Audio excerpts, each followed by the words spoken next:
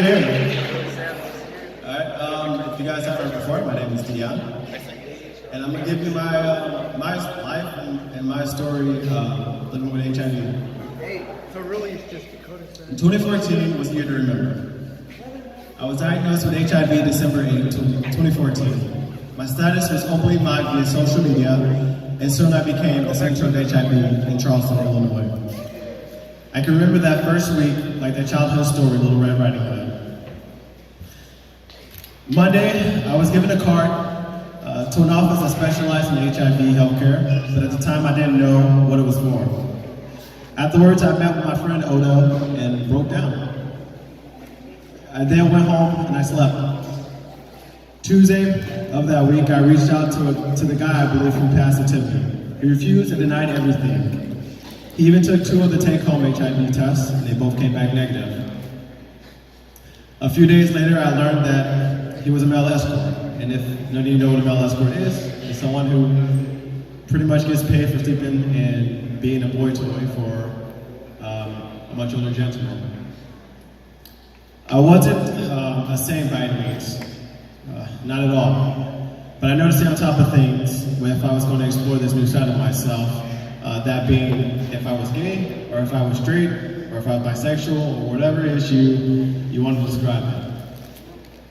I had told my mom that first week I found out about my diagnosis, along with being gay or bi. And she didn't know that about me, but most parents do.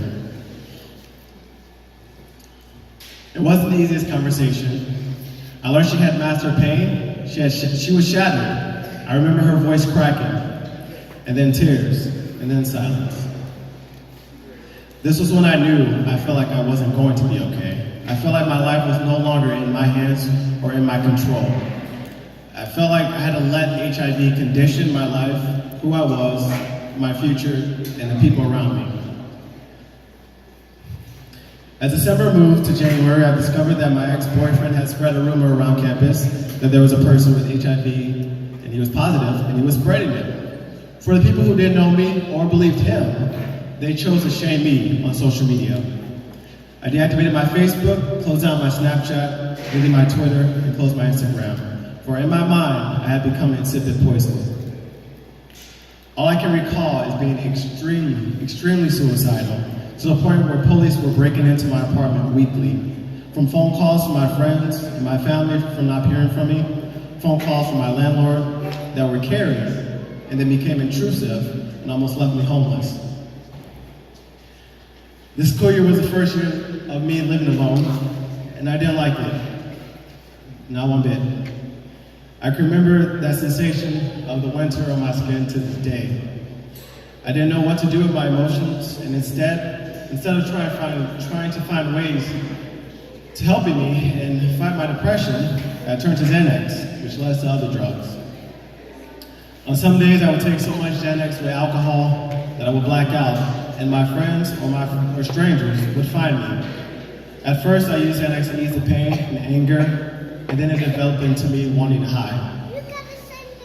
I wanted that sensation, that frequency my mind gets when I'm nearing blacking out. I felt that I finally had control, until I had another encounter with sexual assault. And somehow, I kept taking Xanax. And when I couldn't, I turned to cutting myself. My friend Jess had noticed I had bandage around my arms and somehow learned that I was looking up ways to end my life. She had called the ambulance and the police that day. They had broken into my apartment again, and they tracked me down on campus, and they gave me 2 alternatives. They said, 1, peacefully come with us to the psych ward for 2 days, or 2, be restrained and forced into psych ward for 5 days. I had gone peacefully. Spring break came, and my mom asked me to come home for once. I was sheltering myself up until that point ever since I learned about my diagnosis. But my mom had enough and insisted that I come home and be around people, be around my family. And that's what I did. Before I arrived though, I went to a store and I bought these thin plastic gloves. And I thought to myself, if I was bleeding from my cuticles, what if this got in the food? My family would shame me. Arriving at my aunt's house, I had laid upstairs in my cousin's bed and slept while my family ate Sunday dinner. My mom came upstairs to check on me, and she saw I was crying, and she asked if I was okay. I said I was fine, and she replies, Dion, I know you're going through a lot of hurt, and you will look back at this, and you know how strong all of this will make you. That everything you may face in the future will never be as tough as this. And then she kissed my hand. Before I was positive, I never spent a lot of time making sure my health was a priority, mentally and physically. Over the past 3 years, I've been through a lot of ups and downs, but in the progress, I learned a new purpose for myself. I wanted to dedicate my story, my experience, to helping others in any way I can, and let my fellow HIV brothers and sisters know that yes, this shit does suck, but you are going to make it, because I love you and we love you. I want to share my story because I know I'm not the only person that deals with struggling with depression at every moment. That being HIV is an everyday battle. Yes, it's manageable, but it's an everyday battle if you don't have the support. But we're here to lift you up. I'm here to lift you up, and the person next to me is here to lift you up. Yes, talking about HIV is difficult, and even more of a challenge when you're in the center of it. Embrace that moment of opportunity to teach someone who isn't directly affected by HIV. Being HIV positive has taught me a lot of things about myself. It helped me become aware of my mental struggles, become aware of mental struggles people my age who are positive go through, and for those who aren't positive.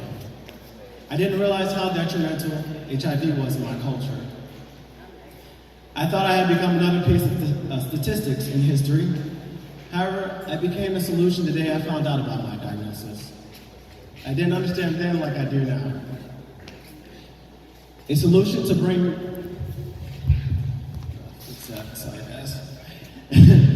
a solution to bring awareness to my friends and my community, a solution to break the stigma people try to place me in, a solution and a chance to be on the right side of history. Like the lost but not forgotten men and women who died braving treatment for the advancement of HIV medicine, and those that didn't and sought to fight it in another way, in the courts. A friend of mine, who I'm not going to name, but a friend of mine told me HIV is where you make it. To me, HIV is happiness and victory.